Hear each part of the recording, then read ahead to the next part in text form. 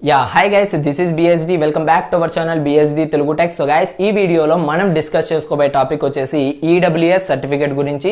Overall గా EWS certificate అంటే ఏంటి, సో దీన్ని ఎవరు అప్లై చేసుకోవాలి అండ్ ఎలా అప్లై చేసుకోవాలి, దీనివల్ల మనకు మేజర్ గా యూస్ఫుల్ అనేది ఏముంది అనేసి ఈ వీడియోలో అయితే క్రిస్టల్ క్లియర్ గా అయితే ఎక్స్ప్లెయిన్ చేయడం జరుగుతుంది.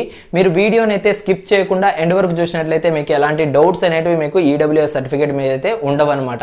అగైన్ మీకు ఏమైనా డౌట్స్ ఉన్నట్లయితే కింద కామెంట్ సెక్షన్ లో కామెంట్ చేయండి. అండ్ ఓకేనా. సో ఫస్ట్ ఆఫ్ ఆల్ ఈ EWS అంటే ఏంటంటే ఎకనామికల్ వీకర్ సెక్షన్ అనమాట. సో మీకు డిస్ప్లేలో కూడా కనపడుతుంది ఎకనామికల్ వీకర్ సెక్షన్. సో దీన్ని ఎవరు అప్లై చేసుకోవాలి అంటే open category candidates, means OC candidates మాత్రమే దీన్ని అప్లై చేసుకోవడానికి అయితే ఉంటుంది. అది కూడా 10% రిజర్వేషన్ అయితే ఓసీ క్యాండిడేట్స్కి అయితే వస్తుంది అనమాట. సో మేజర్గా మనకు EWS సర్టిఫికేట్ అనేది ఓసీ క్యాండిడేట్స్ కోసం అదైతే పెట్టడం జరిగింది విత్ 10% రిజర్వేషన్. ఓకేనా. ఇది ఎక్కడెక్కడ మనకు యూస్ఫుల్ అవుతుంది అనేసి మనమైతే వీడియోలో అయితే తెలియజేస్తాను. అండ్ ఫస్ట్ ఆఫ్ ఆల్ ఈ EWS సర్టిఫికేట్ ఓసీ క్యాండిడేట్స్ ఎలా అప్లై చేయాలి అంటే, సో ముందుగా మీరేంటంటే మీ సేవాకి వెళ్ళాల్సి ఉంటుంది. సో మీ సేవాకి వెళ్ళిన తర్వాత అక్కడ ఆస్పిరెంట్స్ ఎవరైతే ఉంటారో వాళ్ళ దగ్గరికి వెళ్ళేసి ఈ విధంగా ఓసీ క్యాండిడేట్ని, సో మేము EWS సర్టిఫికేట్ అప్లై చేసుకోవాలి అంటే వాళ్ళు ఒక అప్లికేషన్ ఫామ్ అనేది ఇస్తారు. సో ఆ అప్లికేషన్ ఫామ్ అనేది మీరు తీసుకొని సో డైరెక్ట్ అక్కడ నుంచే మీకు పని అయితే అయిపోయింది అనేసి అనుకోవద్దండి. సో అప్లికేషన్ ఫామ్ తీసుకెళ్ళి తహసీల్దార్ దగ్గరికి అయితే వెళ్ళాల్సి ఉంటుంది. తహసీల్దార్ అంటే ఏం లేదు, VRO కానీ MRO కానీ. సో మేజర్గా MRO ఆఫీస్కి వెళ్ళండి.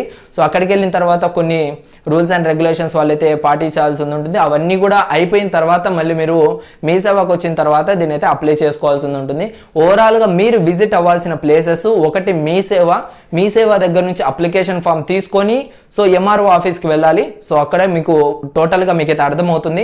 ఈ విధంగా EWS సర్టిఫికేట్ గురించి అడుగుతానే వాళ్ళే అయితే డీటెయిల్గా అయితే ఎక్స్ప్లెయిన్ చేస్తారు. ఓకేనా. సో ఈ విధంగా మీరైతే అప్లై చేసుకోవాల్సి ఉంటుంది.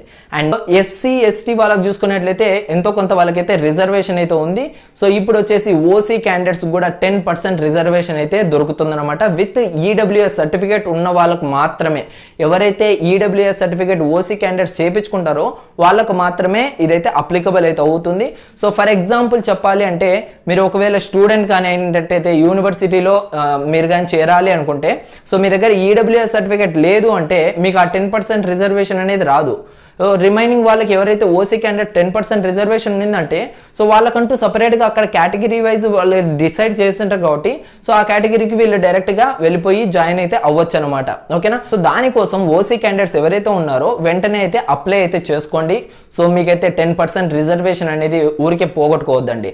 అండ్ నెక్స్ట్ వచ్చేసి దీనికి ఫీజు రియంబర్స్మెంట్కి ఏమైనా సంబంధం ఉందా అంటే అస్సలకే లేదు. సో ఇది ఒకటి మీరు మేజర్ పాయింట్కి అయితే గుర్తించాల్సి ఉంటుంది.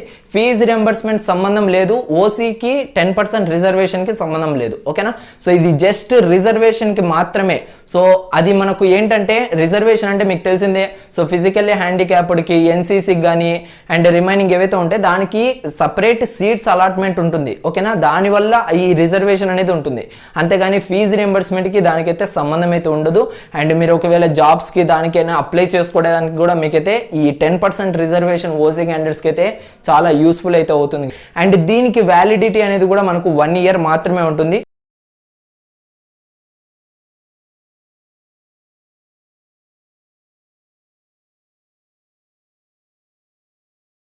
ఓకేనా. సో క్లియర్గా అయితే అర్థమైంది అనేసి అనుకుంటున్నాను.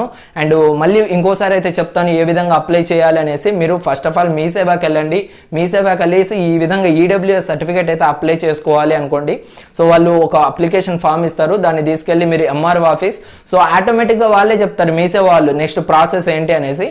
అండ్ మీరు అక్కడికి వెళ్ళిన తర్వాత వాళ్ళు ఇంకా నెక్స్ట్ ప్రాసెస్ ఏంటి అనేసి టోటల్గా మీకైతే కొద్దిగా టైం అయితే తీసుకుంటుంది. సో ఆ EWS రావడానికి కూడా. సో దానికోసం మీరు ఇప్పటికిప్పుడే మీరైతే చేయించుకోవడానికి అయితే ట్రై చేయండి. సో ఇది ఓవరాల్గా మీకు ఈ వీడియో కానీ అర్థమైంది అంటే ఒకసారి అర్థమైంది అనేసి మీరు కామెంట్ చేయండి. సో అండ్ ఫర్దర్గా ఇలాంటి వీడియోస్ రావాలి అనుకుంటే మన ఛానల్ని సబ్స్క్రైబ్ చేసి పక్కన ఉన్న బెల్ ఐకాన్ యాక్టివేట్ చేసుకోండి. అండ్ మీ ఫ్రెండ్స్ అందరికి కూడా ఈ విషయాన్ని అయితే షేర్ చేసి సో నన్ను ఎంకరేజ్మెంట్ చేయండి. ఇలాంటి వీడియోస్ అయితే మోర్ తీసుకొస్తూ ఉంటాను. Okay guys, finally thank you guys, thank you to all, thanks for watching this video. This is BSD signing out. By.